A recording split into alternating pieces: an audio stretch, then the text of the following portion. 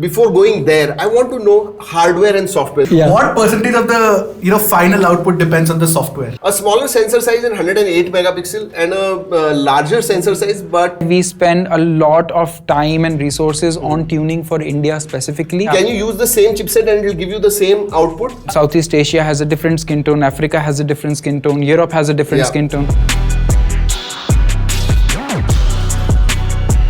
Alright, welcome to yet another episode of our podcast, and we have a special guest today with us. It's Keshav Chugh, who is the product manager for camera effects at Vivo. And we have a very interesting conversation about this because Arun and I met Keshav, and Arun definitely wants to talk about it. Yeah, I met him at X80 series launch first time, and we had a very, very interesting conversation around camera. Yes. You know, how does this camera, especially the post algorithms which are there, how do you do it? And he had some very, very interesting things to say, and I said we should do a podcast, and I have been chasing him for last 2 months, and finally Keshav is here. And Keshav, welcome to the podcast. Thank you guys for having me here. I hope we'll have a fun time. Yeah, it's an honor. So, you're not based out of India, right? No, I'm not based out of India. I work for the Global R&D Center, and I work for all the overseas markets for Vivo, which is worldwide markets, which is India, specifically in India, but also Europe, Africa,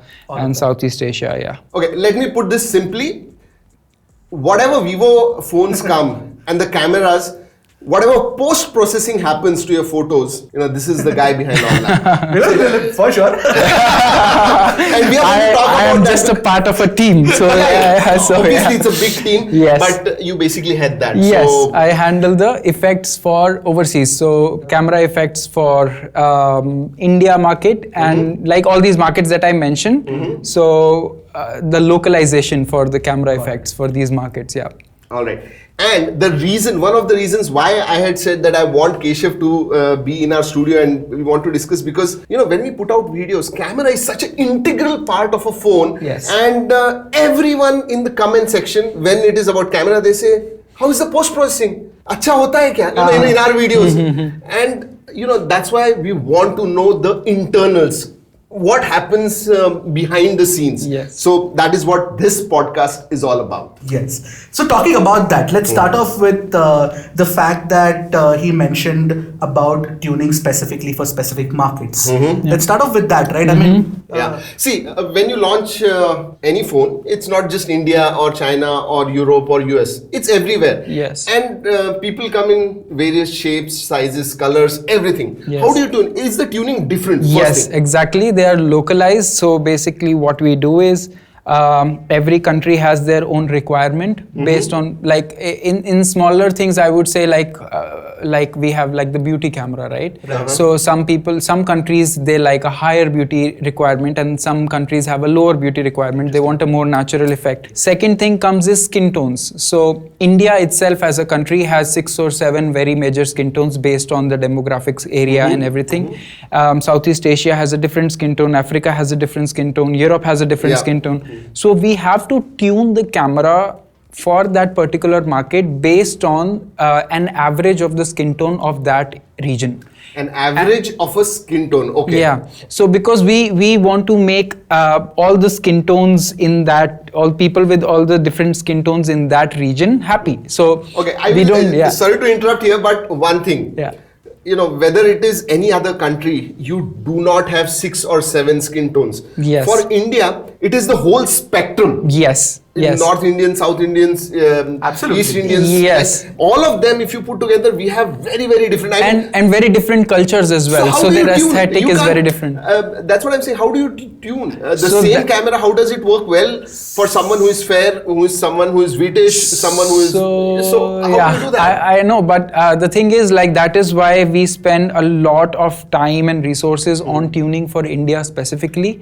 So that is the most most amount of resources that we spend on camera tuning is for the India market. So you guys are special. You guys are special. That's what Keshav is saying.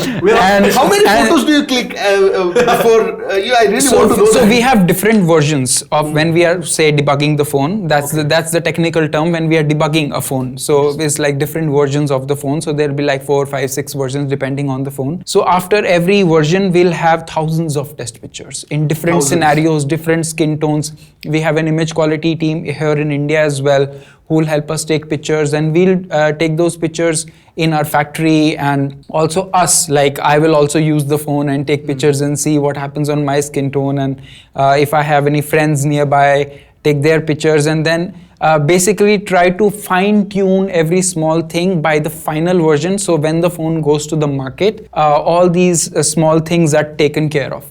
And that's why if you see in the past 4 or 5 years, starting from V11, V12, V11, V15 and further on, in V series specifically, we have spent a lot of time trying to come up with the right, skin tone rendering. And then also comes AI. So this is where also we play with AI. Yes. When I talk about post-processing, it is essentially AI, right? Because algorithms are there. Yes. Okay, before going there, I want to know hardware and software. There are two things to two aspects. Yes. If you have to give me a percentage as to hardware is this important and software is this important. The thing is, first of all, in terms of hardware, we have a very specific requirement for the picture for a different customer. Right? Okay. So V series customer is very different from the X series customer. So we first have to figure out a hardware that will satisfy the V series customer or the X series customer, because costing is also a thing in phones right now. So the second thing that comes is hardware and software are kind of like two sides of a coin. The software right now, of course, computational photography, whether it's AI or something, is so heavy.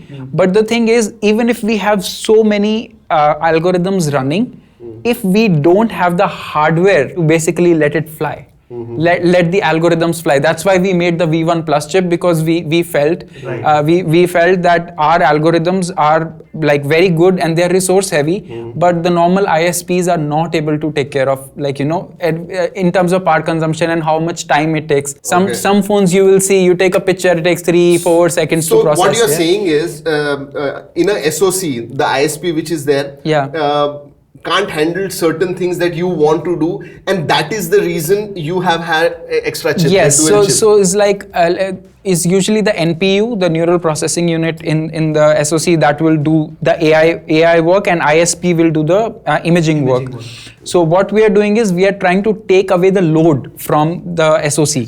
And because all our algorithms are tuned to work very optimized in an optimized way on the V1 Plus, so we just push everything to V1 Plus.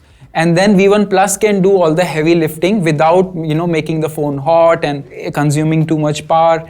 And on top of that, what it gives us is consistency, because V1 Plus is running that algorithm, so it knows that it has to run it on this optimization. So when we have multiple phones, like we have different models of phones which are running the same chipset, so it's much easy for us to optimize, and the output is much more consistent. Irshad, I'm hijacking because I know you have list of questions. But I have a list of questions. In a bit. This is very interesting. So let me again take us, dig deeper a bit. So what you're saying is all your algorithms now are, if there is a V1 chip or V1 Plus now, if that is there, all your algorithms are there. Yes. So the same, can it go with different phones?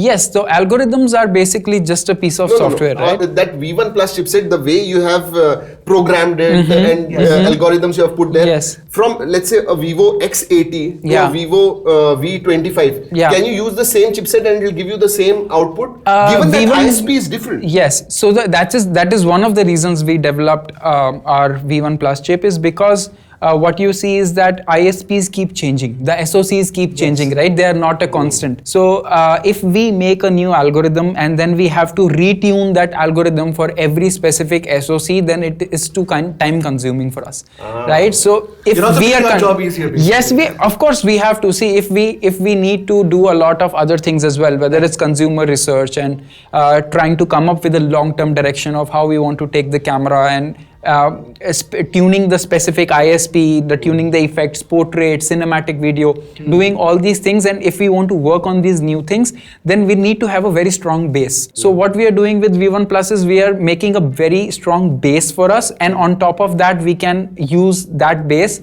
to come up with new things and new features and new algorithms that we can run in the future. That is actually very, very interesting, because that then gives you control over whatever you're doing. Yes. But my question is then why are other brands not doing it? Because see, then it saves so much of effort every time, because there are so many launches happening all the time. New phones coming in at least once in every 2 months. So 5 phones in a year. Yeah. This will help save a lot of effort. Yes. But I think a lot of it would also have to do with the fact that it's also a cost. It's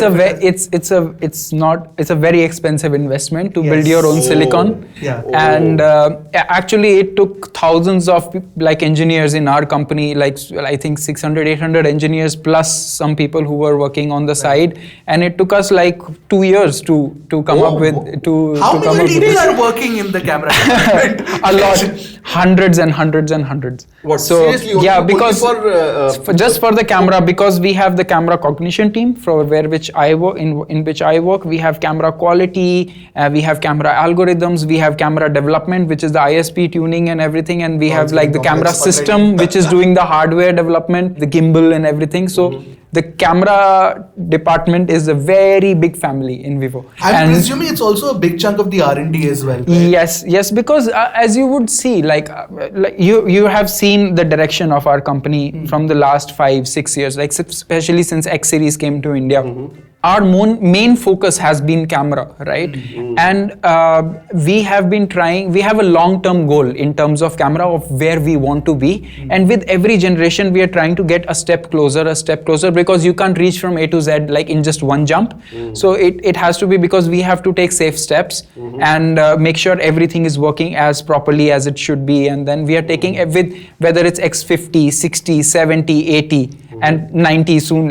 You'll have a very significant but jumps in the right direction. Ershad, but interesting thing is when a company like Vivo do that, invest so much in X series, which is their camera phone, it also, I think their other even budget segment phones, they also have an effect. Yeah. Because they have learned something and they're putting that learning here as well, so that also improves. So it's a So if coming to that exactly, if we talk about we have done so many industry firsts, right? Yes. For example, the pop-up camera. Vivo Nex was the first one to come up with a pop-up camera, right? This was just when I had joined the company, is one of my first projects. So Vivo Nex, it was actually the Apex. So Apex is our concept phone, and then it becomes the Nex.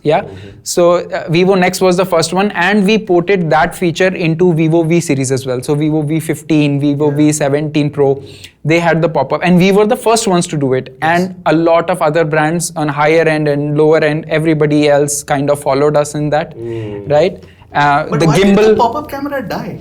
There are 2 or 3 reasons. Mainly because first is the ID is it makes the phone a little bit thicker. Yeah. And secondly, it's very difficult to waterproof a phone if you have a pop-up camera. So you guys have been asking us that question now. You get it from the expert himself. So we don't even have to say. So if you want IP68 rating on the phone, you want to really have a very watertight phone, then there is always because a lot of people think there were problems with the mechanism itself, but we have tested it extensively. We never had any such problems. As a matter of fact, there have been problems with other aspects of industrial design of a phone, but the mechanical piece itself is not really a problem. Because I remember having this conversation with a very good friend of mine, a journalist himself, and he was telling me, when you used to buy a PC back then, you used to have disk drives, right? It's not like that thing broke. People get really worried about mechanical parts, but it's not necessary. And we had tested it to work like hundreds or thousands of times, and not like in a lab, but in real life scenarios. And we thought like, how many times do you open your front camera in a day, right? So it would last you years, and it will definitely outlast the phone. It will definitely outlast the phone. Fantastic. That's really good. Now, you were talking about the kind of features that you add in phones, right? And you get a lot of these DSLR-like features that that DSLR cameras can do. Basically, light trails. Obviously, you have to do a lot with it. You have to work with the camera to get those kind of effects. But then you bring that down to one-click, things where you can take a light trail, where you can take an action shot. How do you decide those features, pair down those features to a camera? So my team basically is a collection of photographers. We are all ex-photographers, still photographers, but not like freelancers or working in the industry per se. But we have some very, very successful landscape and street photographers, portrait photographers who have worked like on a huge level. So our cognition team basically comes up to these things that there are some. Sorry to interrupt. For the sake of the audience, what is a cognition team? Cognition is basically the one who understands what to do with the camera. So if you understand what to do with the camera, you know who you need to talk to. And basically, the light trail, like light painting and everything, is a feature that all of us photographers, when we post something like that, we have always noticed that this thing brings a lot of attention. Like people are always like, "Yeah, how did you do this?" Right? And the thing is that thing is actually possible to do on most phones with pro cameras, because you can do long exposure. But the problem is we do something that even DSLRs cannot do. And that is? And that is that if you take an outdoor shot, a 5-6 second exposure in an outdoor, and you want to take a soft water, a DSLR cannot do it without an ND filter. We can do it without an ND filter because we are interpolating multiple frames, and we are taking one base frames, and the other frames are like trying to read the highlights and try to like add motion blur and do so many things. What we want, like our main goal is that our consumer, whoever is using the camera, they are just able to do it like that, right? They don't have to go and watch a 20-minute YouTube video and learn how to make light trails. Because they have a Vivo phone, they just point and shoot and they get the result. Talking about learning, right? One of the things that I think that a lot the audience who watches us will benefit from is, of course, the fact that what if somebody wants to tune cameras and they're really interested in it? What if somebody's a photographer? How do they go about it? What's the education required to do something that you're doing or something that somebody in your team would be doing? Yes. So first of all, I am self-trained. I am completely self-learned. So you have no formal education in this particular space. I studied fashion. Right? See, but I was a photographer. Cool, right? I was a photographer. I also studied civil engineering. Exactly. I'm the only guy who studied journalism.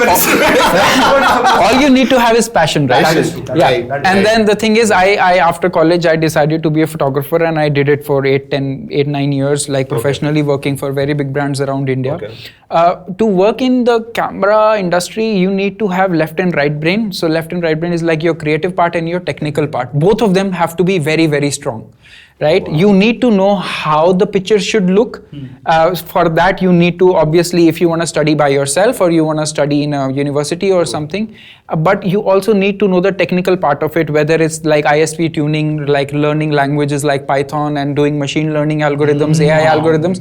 So that's a very interesting combination that has to come together. I mean, photography or understanding that is creative, completely creative. And this is completely technical, very, very technical. That's why we are hard to come by. And which is why you'll also get great jobs and great packages. So that's definitely something that if you have that, if you have a little bit of inclination towards camera technology, I think ISP tuning is something that I'm going to ask a basic question, which I know a lot of my viewers, जो हिंदी में देखते हैं, they want to know. Tell me, in a hardware, if I give you two options, a smaller sensor size and 48 megapixel, or a large, a smaller sensor size and 108 megapixel, and a larger sensor size, but 50. You understand what I'm saying? 50 megapixel. 50 megapixels. Yeah. So what will you go for? I'd definitely go for larger sensor. Okay, Yeah. because more light. More light. The more light we can play with, the more light we can play with, and you would have also noticed कि हमारी जो इस चीज़ में direction, especially in X series and rear cameras and everything, is that we have not gone on the hype of 108 and in terms of like in our professional series, right?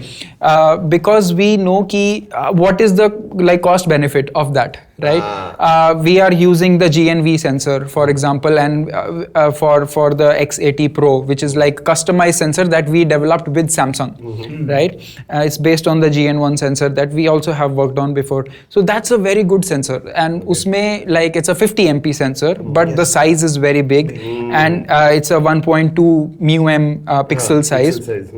And then when you have pixel binning in that, the ultimate output is of course that good, and that I think your videos you would have also seen कि night mode में it makes a lot of difference. More light, yeah. So हमेशा जो मैं बोलता हूँ मेरे videos में that don't look at just the 108 megapixel, 200 megapixel. Also look at the sensor size, and a lot of other things are involved. That is very, very important. Now you have heard it from the lion's mouth. I love how we are myth busting at the same time with the podcast. That's something that I love doing. There's a lot of learning to be had. I have so many questions. I am here for you guys. You can ask away. And this is going to be controversial. पता नहीं ये edit में cut होगा या नहीं. But tell me one thing. Why generally Sony sensors are good, Samsung Omnivision they are not all that great. Why is it? Why is it like that? Actually, if you talk about it now, in the first place, it probably 5 years ago, yes. Okay. But abhi kya hai na? All these three, like I'll talk about the three main, like whether it's Sony, Samsung and Omnivision, all of them have different sensors and different price ranges, right? So if you see the top end of all three, they all have very good sensors. So whether it's, for example, if we are talking like Sony, we are talking IMX708 or something, and if we are talking GN2 in Samsung or OV48C when it comes to Omnivision, they're all actually very good sensors. And the thing is, the sensor can only do so much. Yes. The ultimate output is how you tune the sensor. That's one question in my see. Yeah. What percentage of the final output depends on the software? A huge chunk, right? Because see, hardware is there, and I would say V1 Plus is also part of the hardware, right? So software cannot run without the hardware. So it's like find the right way to balance. But you would have noticed whether it's our brand or whether it's like compared, I won't say other brands, but the amount of tuning that goes into the camera is very different, right? You can see a camera that is well tuned, which can handle its auto white balance or auto exposure in all different scenarios. Whether some cameras are very good in some scenarios and like trash in other scenarios. So that is all software and running AI to make the camera able to understand what scene it is in. Like that's where we have the AI like the detection scene detection in the X80 Pro as well, right? Jisme like the camera knows, do I need to be in HDR, do I need to be in night mode, like how much do I have to expose, how much do I have to, sometimes like do I have to underexpose, do I have to overexpose based on the scenario. So that is basically we are trying to make the camera more smarter. So if it knows what to do by itself, then we have to spend less time tuning individual scenarios. So abhi, like for example, like we were talking about hardware and software and tuning, right? So agar aap usme like you see that a lot of phones, a lot of different brands are kind of using the same sensors and same ISP, right? But the camera effect would be so different, right? It's just based on how many algorithms and how well the algorithms are running and how is the ISP tuning and how much time they have spent on that particular project to, optimize the camera effect. So software becomes very big. Yeah. So in quite a bit, or I'll say in a few scenarios, a smartphone camera is actually better than DSLR. And those scenarios are only going to increase over a period of time. Definitely. The way smartphone cameras are improving. That's a very good point, because there was this conversation that I was having with a photographer friend of mine about how regular old school cameras should probably get some of the smartphone features, some of the smartphone smarts. Yes. They don't have, the problem with the older cameras is they don't have computation. Yes. Right? Yes. Now the imaging game, whether it's pictures and whether it's photos, the game is computation. And that is where smartphone cameras, see, I am a photographer, right? Like I have been a photographer since I was a child, like I was using cameras. When I travel anymore, I never carry a camera with me. Really? I don't carry a camera. What is the last camera that you used old school? Like I still have like big cameras when I have to do a shoot or something. You use it last? For traveling? For traveling, probably 2017, Really? 18. It's been 5 years? Yeah. So, but the that thing is the fact now, even when I have to shoot, I don't carry a camera. I don't want to carry a DSLR. I will say even with videos, I take 2 phones and I will go 2, 3 phones. Yeah. This for video, this for photo. But I don't want to see, carry abhi the thing is, for example, X80 Pro mein, I have ultra wide, I have 1x, I have 2x, I have 5x. So that gives me 4 lenses, four different focal lengths, right? Length. And the thing is, I'm not doing a professional shoot there. I'm not getting paid for it, right? Photo, where does the photo have to go? Social media. Social media. Phone photos are more than good enough for social media, right? So Sometimes the thing really is, good enough for Really good. and then these pictures, if I have to have all these 4 focal lengths, I need 1 DSLR, 1 tripod, and I need to carry 4 huge lenses with me. If I, for example, I'm going for a hike or trek or something, I have to walk around a city in Europe for the whole day. I don't want to carry around. In fact, I think that our photographer friends like, Joseph Radek and Audi and all these guys will also vouch for this fact because they've been using the phone camera for such creative pictures. It's not even funny. You look at their social media timelines, the way ये निकाला हुआ है smartphone से. And if you go on Instagram, there are some guys who are specific mobile photographers who have made it very big. Very big, yes. Now that we're talking about social media, I want to say photography and videography. How do you that this particular camera should be good in videography as well as photography? How do you give them weights? Because nowadays short videos have become like crazy, huge. For example, we'll talk about like X and V series both. So X series we call it cinematics redefined and imaging redefined, right? So basically it has to be equal in both. Video is very, very important to us, whether it's because our target consumer for the X series is a content creator, right? They are making content for YouTube, they are making content for Instagram Reels, for in other markets for TikTok, and like any other social media platform for that matter.